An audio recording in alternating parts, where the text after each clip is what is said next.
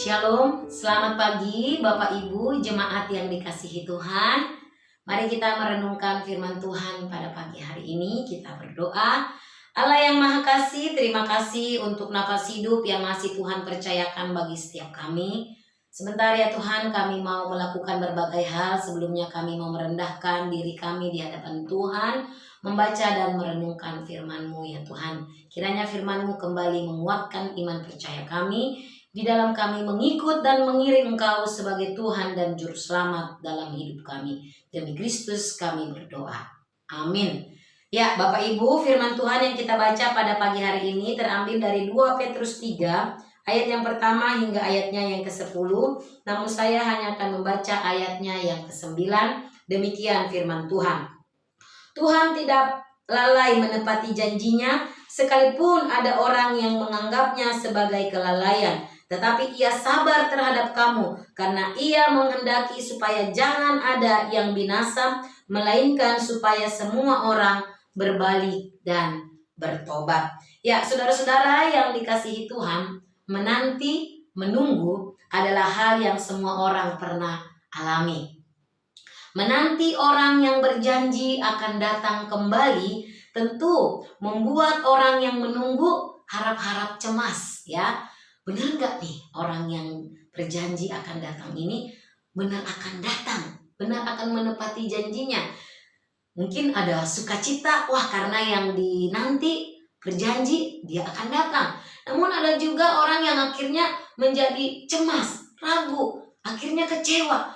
Kapan datang? Beneran datang gak nih? Ya.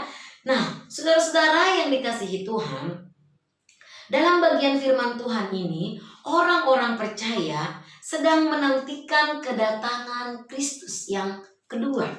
Ya.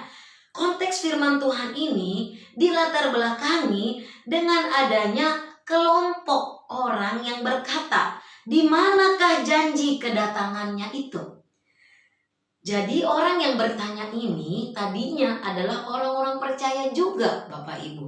Namun karena mereka sudah menunggu lama, terlalu lama menunggu, dan juga ada ajaran-ajaran yang berkembang, ajaran-ajaran palsu, akhirnya membuat mereka jadi meragukan akan Tuhan. Bahkan mereka meragukan akan janji kedatangan Tuhan yang kedua. Petrus menyebut mereka sebagai pengejek. Karena apa? Tadinya mereka percaya, namun karena iman mereka goyah, akhirnya mereka jadi mempertanyakan di mana janji Tuhan. Benar nggak Tuhan akan datang? Saudara-saudara, semua kita mungkin setuju bahwa memang menunggu adalah perkara yang nggak mudah. Ya, tidak mudah menunggu sesuatu, menunggu pasangan hidup. Mungkin ada orang yang sudah berdoa terlalu lama, meminta kepada Tuhan, namun tak kunjung. Belum Tuhan mempertemukan dengan orang yang tepat. Pasangan yang sudah menikah, mungkin sudah bertahun-tahun mendoakan, menunggu, menanti akan buah hati hadir di tengah-tengah keluarga. Namun mungkin Tuhan belum menjawab. Berapa lama lagi Tuhan kami harus menunggu? 1 tahun? 2 tahun?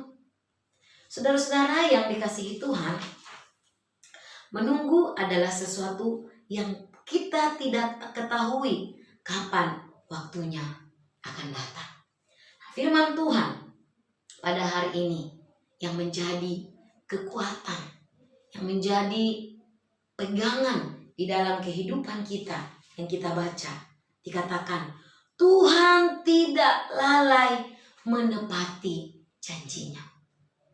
Bahkan di dalam konteks ini tentang kedatangan Tuhan yang kedua, dikatakan hari Tuhan itu seperti pencuri. Artinya gak tahu kapan waktunya. Mungkin bisa besok, hari ini, minggu depan. Kita tidak pernah tahu. Tiba-tiba. Ya, seperti pencuri artinya tiba-tiba. Tidak tahu pasti kapan akan datang. Namun satu hal yang pasti adalah akan terjadi hari Tuhan itu. Ini janji Tuhan kepada setiap orang yang percaya. Saudara-saudara yang dikasihi Tuhan, yang paling penting bukan kapan waktunya Tuhan itu akan datang, tetapi pertanyaannya adalah, sudah siapkah saya ketika Tuhan akan datang kali yang kedua? Siapkah saya? Ya, sudah siapkah saya menanti kedatangan Tuhan? Saudara-saudara, seandainya Tuhan datang esok hari, siapkah kita? Jadi saudara-saudara yang dikasihi Tuhan, kita yang menanti pasangan hidup, buah hati, pekerjaan, atau apapun itu, percayalah Tuhan mendengar setiap doa kita. Dan Tuhan akan menepati janjinya sesuai dengan kehendaknya. Biarlah iman kita tetap berharap kepadanya.